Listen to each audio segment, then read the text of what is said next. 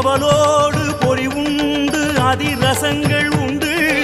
ஆனைமுக சேனை உண்ண பழவகையும் உண்டு ஆலயத்து மணியாட அந்தணர்கள் மறைவோத மாயத்திரை மறைந்தோட தூபதீபம் எழுந்தாட அடியார்கள் கைகூப்பி தொழுகின்ற சுபநேரம்